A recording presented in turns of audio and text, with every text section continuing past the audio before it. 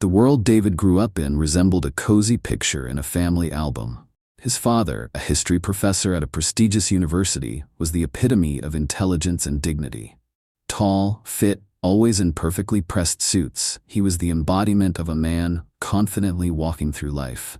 His lectures attracted students from all over campus, and his name was often mentioned at university events.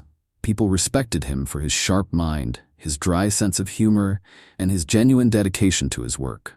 Margaret, David's mother, was his complete opposite. Her energy, infectious laughter, and warm care for the home made her the center of the family. She didn't work, dedicating herself entirely to being a mother and the heart of the home. Margaret didn't just manage the house, she made it come alive. The kitchen always smelled of fresh-baked goods, the windows were decorated with her homemade curtains, and the front yard looked like a scene from a postcard. She didn't just love her family, she lived for them. David was an only child, and this left a particular mark on his childhood. He was surrounded by care and attention, but within this warmth was a subtle, almost invisible strictness. His father believed that a boy should grow up responsible and serious.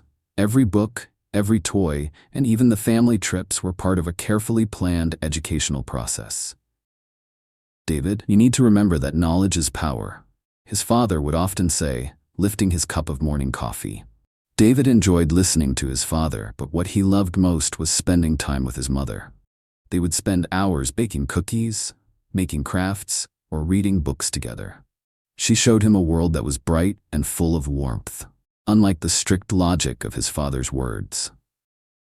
When David turned 6, his parents decided to send him to one of the best private schools in their area. The school was impressive.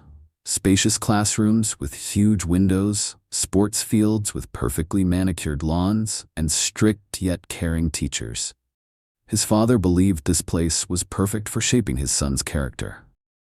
David didn't immediately feel comfortable there. Most of the kids came from families similar to his own, but that didn't make them friendly. In the first weeks, he often came home with slumped shoulders, telling his mother how someone refused to share toys or laughed at him because he didn't know some trendy word. Margaret would purse her lips, but she tried not to show her worry. "It's just the beginning, sweetie," she would say, hugging him. "Over time, everything will get better. You'll learn to connect with people." And she was right. Slowly, David settled in.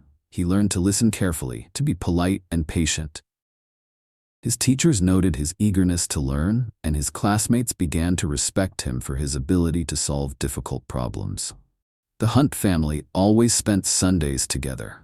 In the mornings, they would go for a walk in the nearby park, then stop by a little coffee shop that served the most delicious apple pies.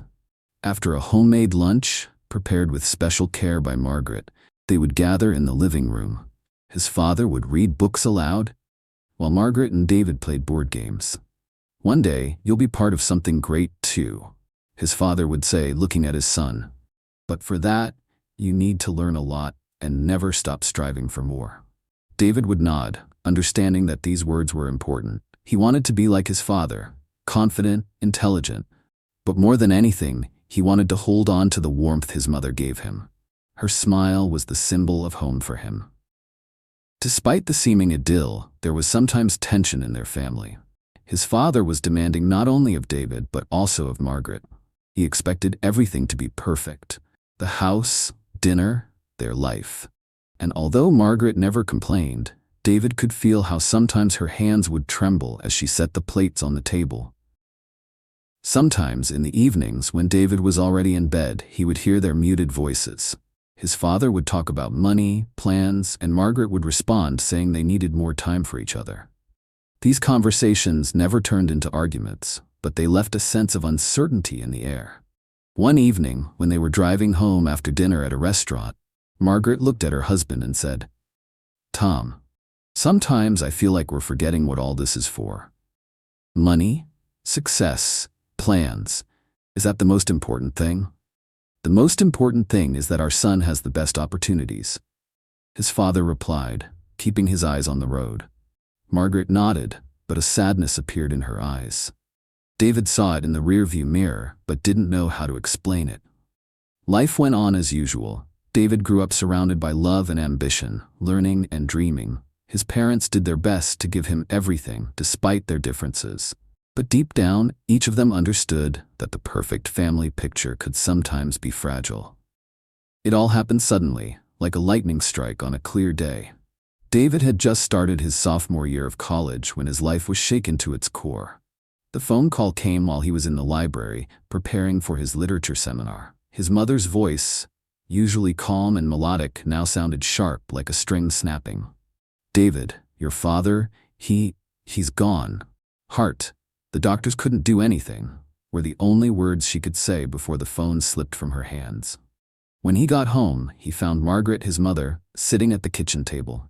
She was like a statue, her gaze fixed on one point, an empty coffee cup trembling in her hands, barely holding back her emotions. It took David a moment to realize that she was gripping the very cup his father had used every morning. Losing his father had robbed them not only of their family's head, but also of their inner balance. His father, Henry, was the person around whom their whole life revolved. His soft yet confident way of speaking had always inspired David, and his love of books filled their home with warmth. When he was a child, David often sat with his father in his study, listening to stories that seemed like they were part of their family's legend. Now, those books stood silently on the shelves, as if they too were mourning their owner. Henry's death didn't just wreck their emotional world, it also exposed financial problems he had evidently kept hidden. Margaret was faced with the reality of what debt really meant. Bank notices began arriving, one after another. The insurance barely covered the cost of the funeral. Week after week, David watched as his mother sank deeper into her grief. Margaret sought comfort in wine. At first, it was just solitary glasses in the evening, but over time, it became a constant companion. The spark that had once ignited whenever she looked at her son was gone. Now, she would often sit by the window, holding an old family photo, as though staring into the past when her husband was still alive. Despite his own grief, David felt he had to take responsibility for their survival.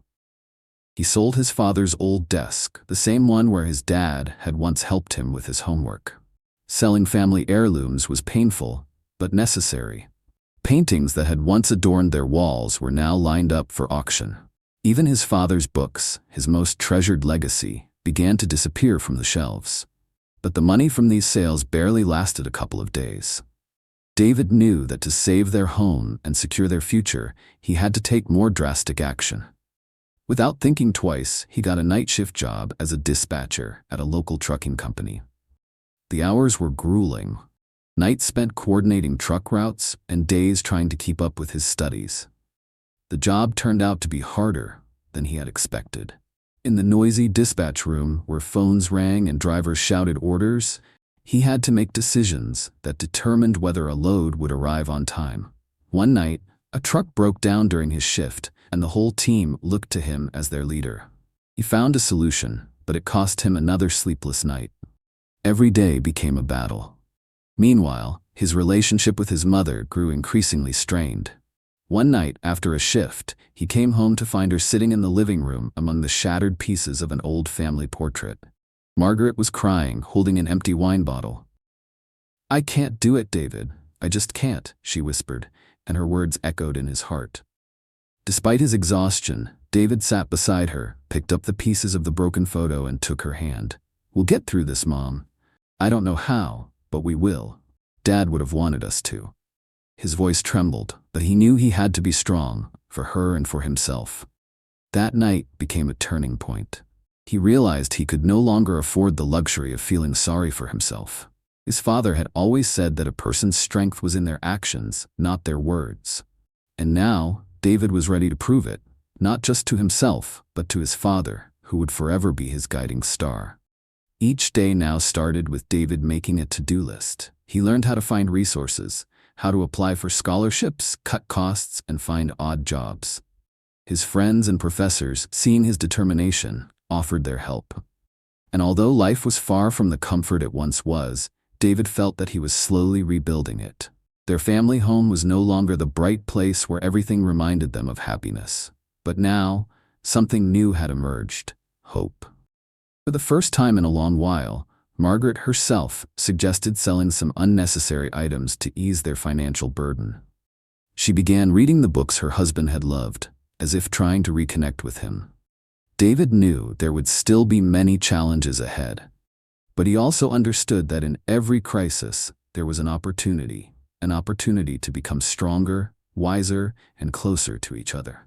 And deep down, he believed that his father was watching over them from above, proud of how they were fighting for their future. Working at the trucking company turned out to be an unexpected test for David. There was no room for romance or daydreams here, just the constant roar of engines, ringing phones, and the ever-present smell of oil. But despite everything, he found that the place had its own harsh yet magnetic atmosphere. The blue-collar workers he encountered became more than just colleagues.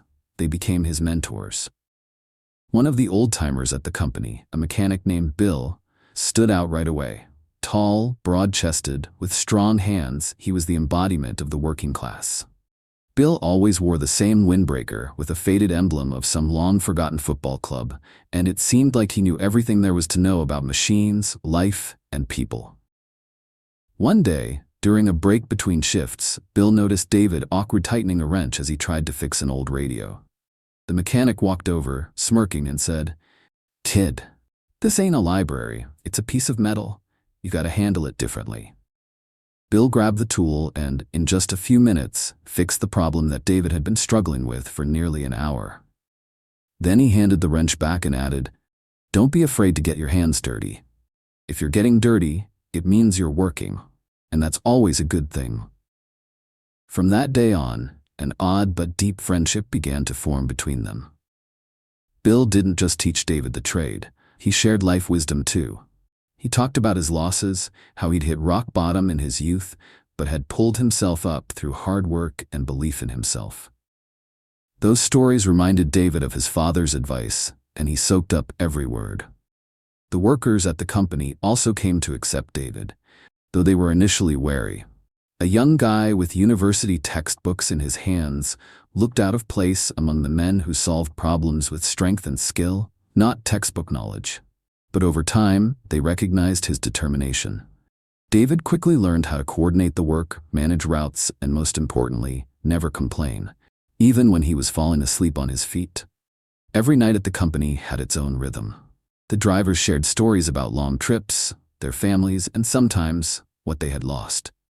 One of them, Jack, once told David, "Kid, work ain't always about the money. Sometimes it's just about keeping your head above water. You're doing good, not giving up." Those words became a source of strength for David when it seemed like there was nothing left to give. Slowly, the night shifts became like a second home to him. He started finding joy in simple things.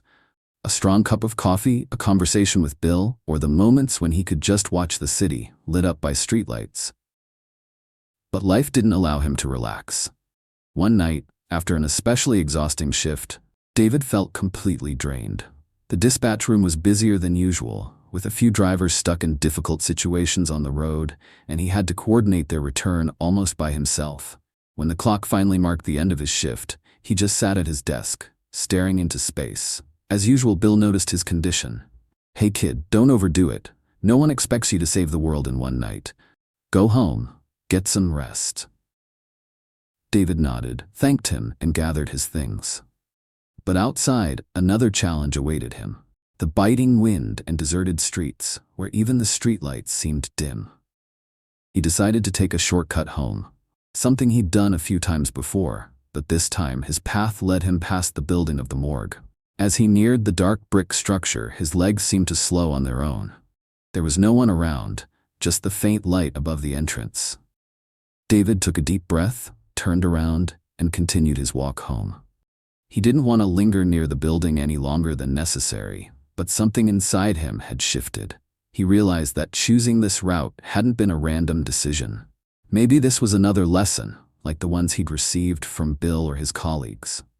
Life was always ready to test us, even when we least expect it. David Harris was heading home, the cool air making him wrap his jacket tighter around himself. All he wanted was to get home, collapse on his bed, and fall asleep. The streets were empty, the city still not awake. He was walking his usual route when he decided to cut through an alley where the old city morgue stood. The morgue had always sent a shiver down David's spine.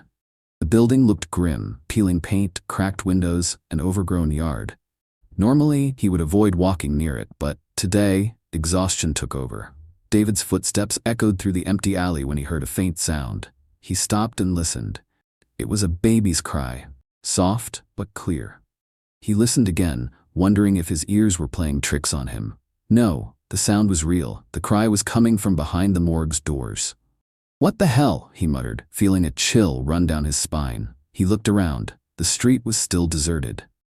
He walked over to the morgue's door and gently tried the handle. The door was ajar. Most people would have walked away, thinking it was some kind of joke or maybe a police matter. But something inside David wouldn't let him turn back. Maybe it was the fatigue, maybe it was curiosity, or maybe it was the feeling that someone was in desperate need of help. He pushed the door open and stepped inside. The smell of dampness and old metal enveloped him. It was dark inside. Only the moonlight filtering through a broken window faintly lit the room. He pulled out his phone, turned on the flashlight, and scanned the space. On the floor lay a young woman. Her clothes were soaked in blood, and she was holding a newborn baby in her arms. She looked as if every ounce of strength had drained from her body. "Help!" she whispered. Her voice was weak, almost inaudible. David froze for a moment, stunned by the sight. He had never seen anything like this before. After gathering his thoughts, he took a step forward and crouched beside her. "It's going to be okay," he said, trying to sound calm, though his heart was pounding. "My name's David. I'm going to get help." The woman struggled to lift her gaze, her face pale, eyes heavy with exhaustion. He can't find us," she gasped, clutching the baby. "Who can't?" David asked, but she lost consciousness before she could answer. He quickly checked her over. She was still breathing, but her breaths were getting weaker. The baby was wrapped in a thin blanket, clearly not enough to keep him warm on such a cold night. David took off his jacket and draped it over the woman, then carefully wrapped the baby in his sweater. He knew he couldn't waste any more time. He pulled out his phone, dialed 911, and explained the situation. "Urgent," he added, giving the address. "It's getting worse. Please hurry." The operator assured him that help was on the way. But the wait felt like an eternity. David knew he needed to keep the woman and baby warm. He scanned the room and then ran outside, heading for the nearest house. He knocked on the door, and an elderly man in work clothes answered, looking half asleep. It was Greg, the janitor. "What's going on?" Greg mumbled, still groggy. "A woman with a baby. She's bleeding out in the morgue. I need blankets or something warm." David blurted out. Greg paused for a second, then waved him in. He grabbed an old blanket, a kettle with hot water, and a thermos. Together, they hurried back. When they arrived at the morgue, the woman was still unconscious. David gently lifted her head and tried to feed her warm water, but she only coughed lightly. "She's in bad shape," Greg said, sitting down next to her. "How did you find her?" "I heard the baby crying," David replied, wrapping the baby up in the blanket. "I don't know how she ended up here." The woman moaned softly and opened her eyes. She looked at David and Greg as if trying to say something. He's looking for us," she whispered. "I ran. I couldn't. He said he'd kill us." "It's over," David said, squeezing her hand. "You're safe now. The police are on their way." Soon, the wail of sirens broke the silence of the alley. Paramedics began attending to the woman while the police started to investigate the scene. David explained to the officers that he had found Anna, that was her name, by chance when he heard the baby crying. As the medics loaded her onto a stretcher, David noticed one of the officers whispering something to another. He walked over to them. "Is something wrong?" he asked. "Strange place for something like this," one of the officers said. "And it looks like someone was really trying to track her down. We found tracks by the entrance, as if someone had been standing there watching for a while." A cold sweat ran down David's back. He remembered her words. "He can't find us." Maybe that person was closer than he thought. Days passed, and David's little house filled with new sounds. The cry of a baby, soft conversations, and sometimes laughter. Anna was slowly getting used to living under the same roof as David and his mother, Margaret. But the atmosphere was far from harmonious. The mutual distrust between the two women grew more palpable by the day. Margaret, though she had softened a bit after the first few days, remained wary. She couldn't shake the feeling that this stranger, this young woman with a baby, had disrupted their fragile family balance. Margaret loved her son. After her husband's death, David became her whole world. She was proud of his determination and responsibility, even though she hadn't been as involved in his life as she would have liked. Now, as her life began to fall into place after painful recovery, she wasn't ready to give him up to someone else. Anna, on the other hand, felt like a burden. Despite David constantly telling her otherwise, she tried to help around the house, took care of the baby, but the sense that she was disturbing someone's peace never left her. One evening, when David was at work, the tension finally reached a breaking point. Anna was tidying up the kitchen, carefully putting dishes away, when Margaret walked into the room. "I see you're trying," Margaret said, sitting down at the table. Her voice was even, but there was a hint of reproach in it. Anna turned around and forced a smile. "I just want everything to be in order around here," she replied. "It's the least I can do." Margaret sighed, rubbing her tea mug as if collecting her thoughts. "I think we both know this can't go on forever," she finally said. Anna froze, then carefully placed the plate in the drying rack. "What do you mean?" she asked, trying to keep her composure. "You're young, Anna, and I don't blame you for your situation," Margaret continued, looking at her with soft but firm resolve. "But this is my house. It's my son's house. You understand that you're staying here as a temporary fix, right?" Anna turned around, her face reddening with held-back emotion. "I understand that it might be uncomfortable for you," she said, her voice trembling but still calm. "But I didn't ask David to bring me here. He offered." "Of course he offered," Margaret nodded, "because he's too kind to say no to someone in need. But that doesn't mean it's right." Something snapped in Anna. She wiped her hands on a towel and walked over to the table, looking Margaret straight in the eye. "I understand you don't want me here. I see it every day. But you know what? I'm not here for me. I'm here for Sam. This baby didn't ask for his life to start in a nightmare. And David, he's not just helping me, he's helping us." "And you think I don't see that?" Margaret looked up, her voice turning sharp. "I see how hard you're trying, but I also see how my son is forgetting his own dreams, his future, for your problems." Anna took a deep breath, fighting the rising anger inside her. "Your son is an adult. He makes his own choices. If you think I've stolen his future, you're wrong. He saved us, and I'm grateful to him for that." Margaret stood up from the table, staring Anna down. "Gratitude's fine, but gratitude doesn't replace the opportunities he's missing because of you." In the silence that followed, the ticking of an old wall clock was the only sound. Anna wanted to respond, but the words caught in her throat. She saw before her not just a stern woman, but a mother who was afraid of losing her son. "I don't want to be your enemy," Anna finally said, her voice softer now. "But I'm a mother too, and I'll do whatever it takes to keep Sam safe and happy, even if that means I have to leave." The words surprised Margaret. She had expected Anna to defend herself, to argue, but to hear her ready to leave for the sake of the child? It made her stop and think. She sat back down at the table, rubbing her temples warily. "Are you really ready to leave?" she asked. "If it's what it takes to keep the peace in this house, then yes," Anna replied. "But I want you to know, I don't want war with you. I want us to become a family." Margaret looked up at her. There was no sharpness in her gaze now, only caution. She realized there was something real, something genuine about Anna. And at the same time she understood that her son had already made his choice. "Maybe I've been too harsh," Margaret finally said, her voice quiet. "It's just hard for me to accept that David's growing up, that he's making his own decisions." Anna nodded. "It's hard for me to accept that I can't control everything anymore," Margaret added, lowering her gaze. The two women sat in silence, each thinking over what had been said. The conflict between them remained unresolved, but deep down, they both felt that they wanted to find common ground. The house was quiet, but in that silence, there was a glimmer of hope. Time passed, and David, Anna, and little Sam's lives slowly started to settle down. Anna came alive before their eyes. She helped around the house, took care of the baby, and supported David as he took care of his mother, Margaret, who had returned home after her treatment. Despite their differences, David's mother, Margaret, and Anna managed to find common ground. They both appreciated David's efforts, and though Margaret had initially disapproved of Anna's presence in their home, she had come to see her almost like a second mother. But despite the apparent calm, there was still tension in the air. Anna had become restless, often glancing out the windows as if she were afraid of something. One evening, while David was putting Sam to bed, Anna shared her fears with him. "He's still out there somewhere," she said, sitting at the kitchen table and absent-mindedly stroking her mug of tea.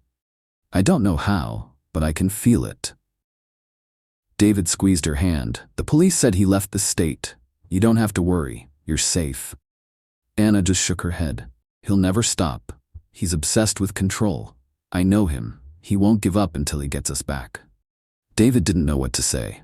His logic told him Anna was right.